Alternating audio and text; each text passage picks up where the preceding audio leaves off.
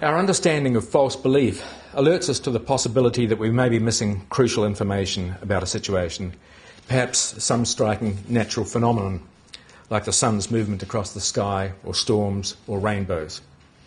An agent seeing or knowing what another doesn't know is the clearest instance of our understanding of false belief, and the kind of scenario that most likely led to our evolving full theory of mind. We are primed to over-detect agency. There's a seat there if you want. Thanks very much. We also see agency as the prototype of cause. I want you to approach, so I beckon you with a look, and you do. We can understand that far more readily than we can understand why the tides ebb and flow, or why a rainbow sometimes appears with rain. And the powerful explanatory role of agency depends on unseen forces like intentions, desires and beliefs. Sally thinks the marble is in the drawer and she wants to play with it, so she returns and looks for it there. Causality in the world of objects requires contact. One rock won't start another rolling until they touch, but in the psychological world it can operate at a distance. We also know that an agent whose presence or knowledge or plans have remained undetected by others can have a great advantage over them. And because improved social cognition offers us such advantages, we've evolved a predisposition to pretend play and story, which engross our attention and therefore train our minds best when they involve characters who violate our intuitive ontologies just enough to surprise, but not so radically so as to confuse us. This combination of factors has immemorially led humans to explain the uncertain aspects of the world that theory of mind helps alert us to by inferring unseen agency, or confabulating, filling gaps in knowledge unconsciously, or postulating consciously unseen agency, or by embellishing stories with unseen agents in order to hold the attention of others. They can use supernatural agents in order to explain either physical unknowns, regularities like rainbows, or surprises like earthquakes, or psychological unknowns like dreams or altered states like trance or exaltation. Explanation in terms of unseen supernatural agents doesn't mean we ignore a natural physical explanation. Why did the canoe sink? Because it sprang a large leak.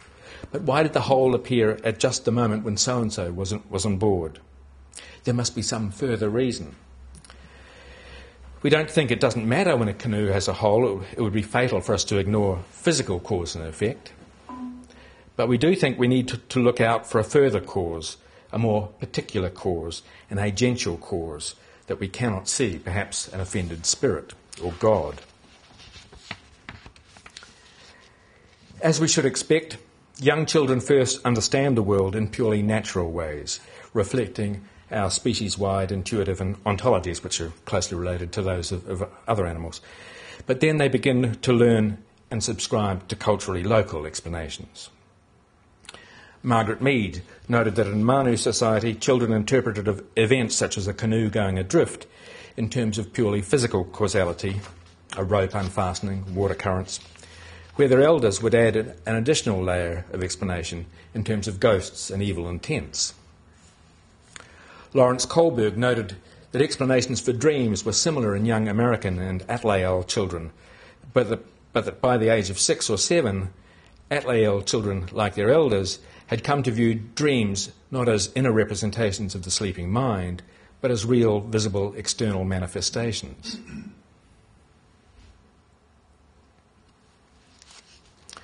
Why do we not criticise these superadded, supernatural explanations? First, minds have not evolved to search for ultimate truths, but only to seek out enough information to suffice for successful action. Systems that gathered complete information would be far too costly to evolve in terms of sensory organs, neural tissue, and time. Operating in real time with limited biological resources, minds have to have stopping rules. We look for the first explanation that comes to mind, that seems to fit. We understand time flies like an arrow as time flies swiftly, as an arrow flies.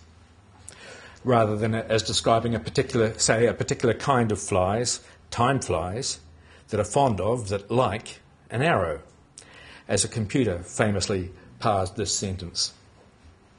In the same way, the uncertainty that theory of mind arouses, that we don't know the complete situation, can easily be appeased by the first ready-made agential explanation that comes to mind. And after all, theory of mind arose to deal with competing agents and can most easily be satisfied with explanations of an agential kind. Second thought not only has a take the first successful option heuristic, but also a confirmatory bias. Since patterns allow for richer inference, we're prone to look for things that might fit a pattern and not those that contradict it. If we adopt a practice like praying or offering to a god to avert calamity, we'll be prone to take every safe outcome as further confirmation that the prayer was successful. If another calamity occurs again anyway, we can suppose that on this occasion the rite was performed incorrectly or insincerely. Third, we've evolved to benefit from social learning. Even before language, we're primed to imitate and share joint attention more than any other species. In a species with unusually long and helpless childhoods, we're born to copy our elders, who know so much more through their own long experience and through what they've had the time to learn from their elders.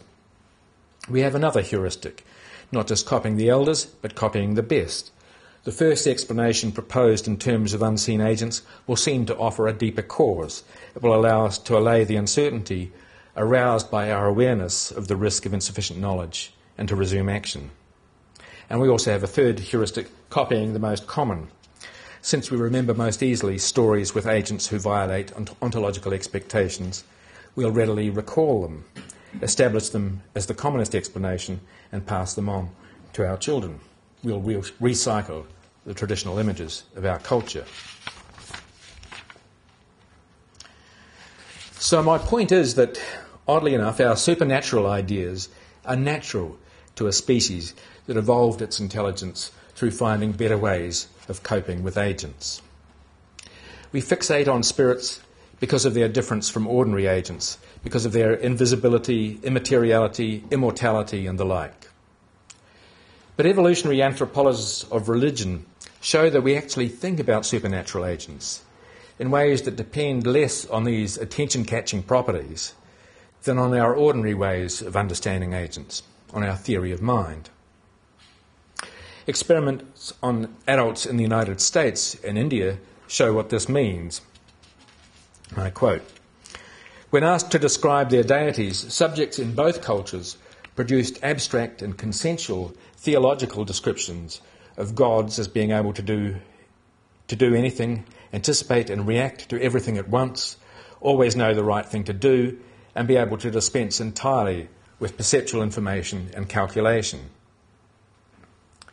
When asked to respond to narratives about these same gods, the same subjects described the deities as being in only one place at a time, puzzling over alternative courses of action and looking for evidence to decide what they do."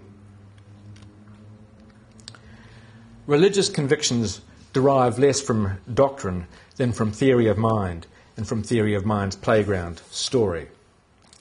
Public expressions of supernatural beliefs rarely, if ever, take the form of generalized or universally quantified statements such as "God reasons," "all spirits fly," or "every frog turns into a prince." Instead, supernatural phenomena are usually embedded in explicitly contextualized evidence. For instance, the Aurochs and Itza Maya, forest spirit, came as a child to steal my moccasins, but disappeared as a gust of wind before I could catch it. Episodes like this focus on supernatural spirits' violations of the ordinary, like their being born of a virgin, or walking on water, or rising from the dead.